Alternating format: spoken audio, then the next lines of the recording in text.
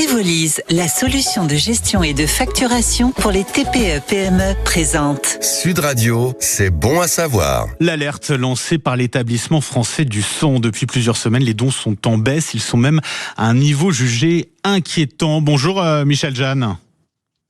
Bonjour. Et merci d'être avec nous ce matin. Vous êtes le directeur de l'EFS, l'établissement français du sang pour la région Nouvelle-Aquitaine. Vous lancez l'alerte aujourd'hui. Quel est l'état des stocks dont vous disposez? Est-ce qu'on peut parler d'une pénurie en l'occurrence? Alors non, on ne va pas parler de pénurie, mais on va parler de situation quand même particulièrement préoccupante, puisque nos réserves sont à des niveaux bas, à de 6300 produits sanguins, alors qu'on en souhaiterait 9000. Alors ça, c'est lié à la conjonction de trois éléments majeurs, Oui.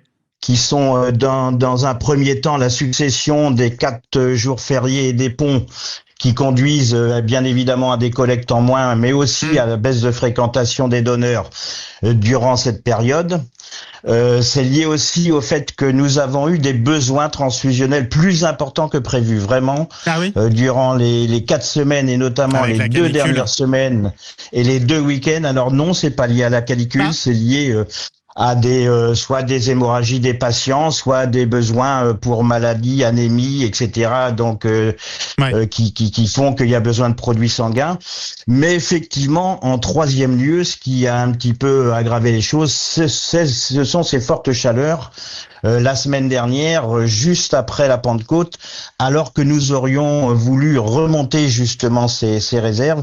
Eh bien, ces fortes chaleurs ont fait là aussi baisser la fréquentation des donneurs, et ça nous conduit encore aujourd'hui à une situation préoccupante de produits à un niveau très bas, et il nous faut à tout prix les remonter très très vite là maintenant.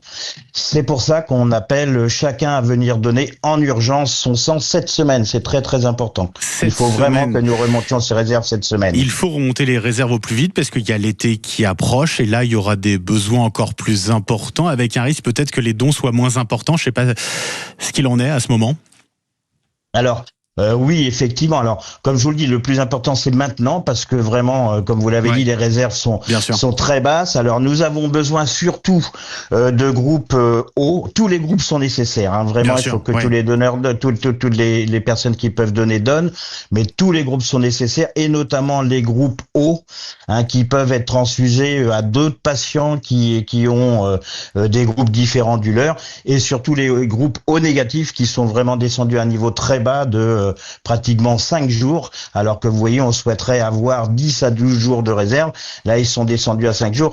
Et ces groupes O négatifs sont des groupes que l'on donne dans l'extrême urgence, que l'on donne à des patients qu'il faut vraiment transfuser alors qu'on n'a pas encore leur groupe sanguin. Et ces groupes-là, on peut les donner à tout le monde, y compris aux femmes en âge de procréer. Et c'est important, effectivement. On sauve des vies, on le sait, mais c'est important encore de le rappeler, Michel Jeanne. Oui, bien évidemment. Alors c'est ce qui peut donner l'envie de donner, c'est que vraiment un don de sang permet de sauver 3 vies. Il faut savoir de sauver 3 vies, parce que un don de sang permet de produire des concentrés globules rouges, qui sont la majorité des produits transfusés aux patients qui ont des anémies, qui ont des hémorragies, qui ont des maladies hématologiques graves, vous voyez. Mais aussi les plaquettes, qui permettent d'éviter et d'empêcher des saignements ou d'éviter des saignements. Et ces plaquettes, eh bien là aussi, on en a eu besoin d'énormément durant ces derniers jours, et actuellement encore. Et puis il y a un troisième type de produit qui est le plasma, qui permet d'éviter, qui permet de transfuser des gens qui ont eu des hémorragies graves. Mais celui-là, on n'en manque pas. Il est moins critique. Ouais, c'est moins fort. Pour donner son sang, il faut avoir entre 18 et 70 ans, être en bonne santé, peser au minimum 50 kilos. J'ai vu qu'il y avait une réforme là, de nouveaux critères qui vont entrer en vigueur pour faire un don du sang à partir du 15 juin prochain. Qu'est-ce qui va changer? Ils vont être durcis ou assouplis, ces critères?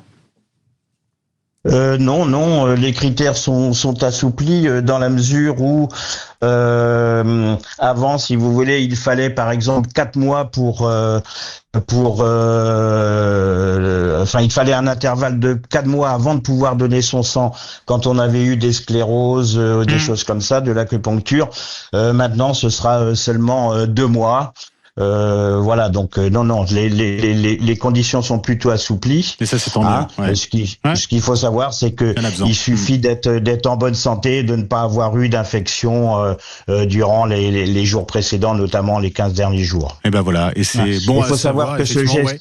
Oui, allez-y. Voilà, Michel. ce geste est facile, puisque il suffit le don de sang dure 10 minutes. Alors, en gros, il suffit d'1 heure de disponible pour venir donner, être accueilli, avoir l'entretien pré-don, donner son sang, et puis avoir la collation juste après le don, et ben voilà, qui permet au donneur et d'être surveillé et de bien récupérer, de bien s'alimenter. Merci beaucoup, c'est très complet, Michel Jeanne. Je rappelle que vous êtes le directeur de l'établissement français du sang pour la Nouvelle-Aquitaine. Merci à vous et très belle journée. Il est 6h55 dans un instant.